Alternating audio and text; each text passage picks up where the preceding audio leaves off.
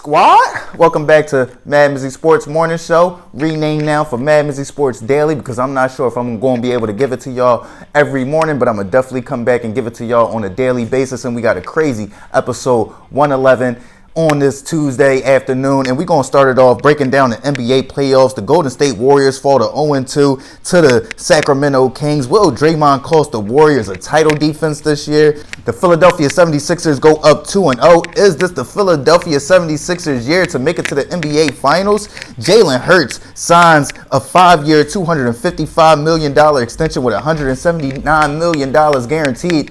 Is this bad news for Lamar Jackson? And to end off episode 111 of MadMizzy Sports Daily, I got to break down the NBA playoff games coming on tonight of the Atlanta Hawks at the Boston Celtics, the New York Knicks at the Cleveland Cavaliers, and the Los Angeles Clippers at the Phoenix Suns. Let's get right into it, gang.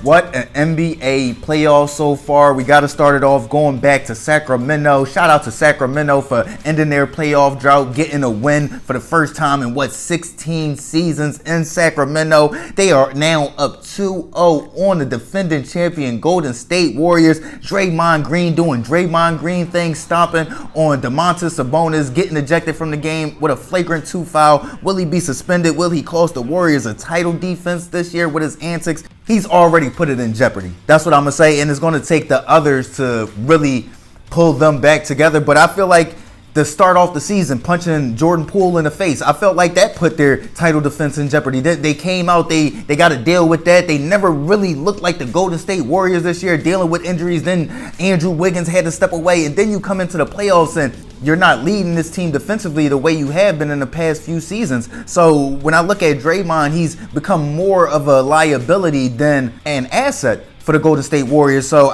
in my opinion, he's already put it at risk. I think the others will pull them out of it.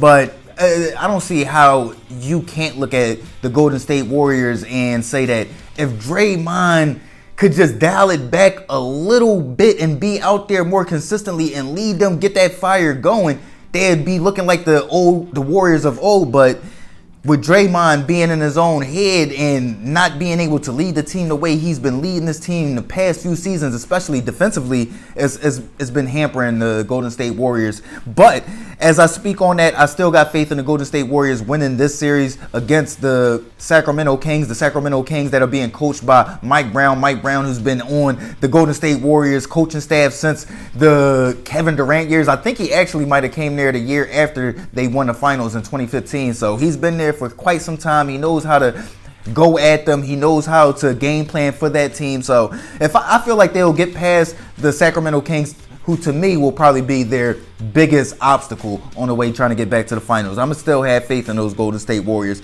Let's shift gears and move to Philadelphia, where the 76ers go up 2-0 on the Brooklyn Nets. Is this the year for the Philadelphia 76ers? When you look at it, you got Giannis dealing with injuries over there with Milwaukee, and then I felt like Middleton never really got back into his role. Now Drew Holiday's been Drew Holiday. He's took it to another level this year, and then Giannis is going to come back. Then you got the Boston Celtics. So it's not a foregone conclusion that the Philadelphia 76ers are going to make it to the finals this year. Shoot, they probably not even the favorites right now in the Eastern Conference. You'll probably lean towards Boston right now, especially the way they came out and punched Atlanta in the mouth, and then them being the defending Eastern Conference champions. So I'm going to say this might be their year, though, to make it to the finals, though. I'm going to say this is shaping into be their best opportunity, because I'm going to tell you one thing, Jason Tatum and Jaylen Brown ain't getting younger. You get what I'm saying? So you got to think about, this is the year that Joel has been healthy for most of the season. He's in MVP form. His dominance is taking it to another level.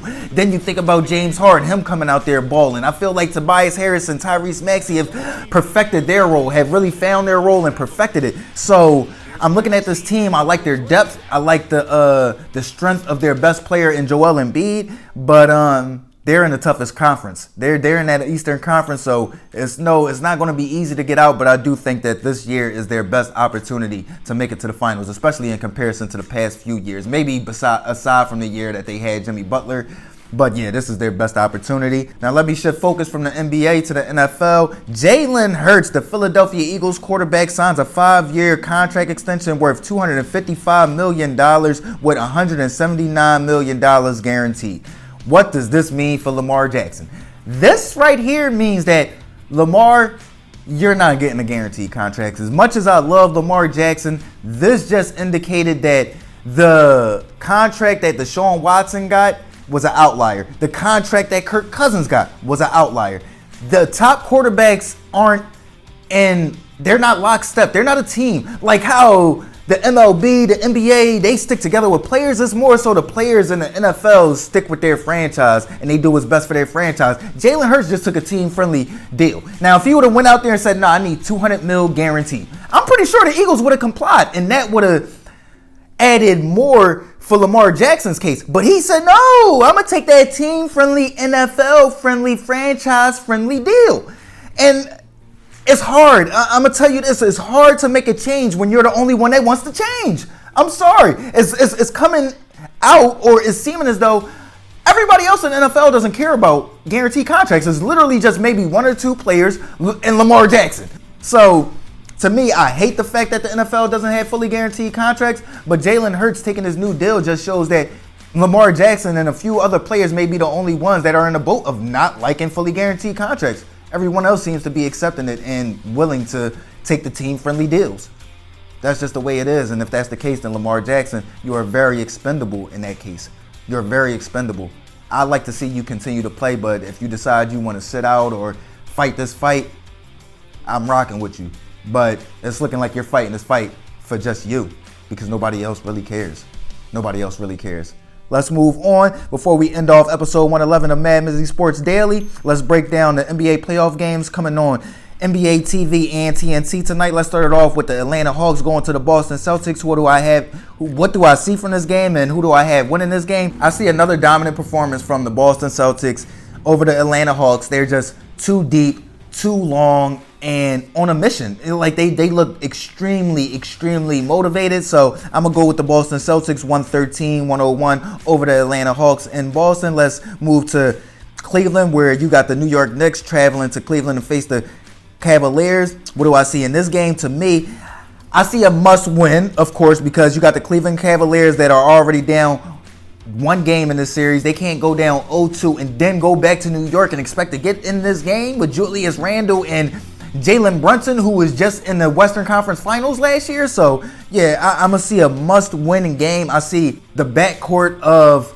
the Cleveland Cavaliers really leading the way of Darius Garland and Donovan Spider Mitchell.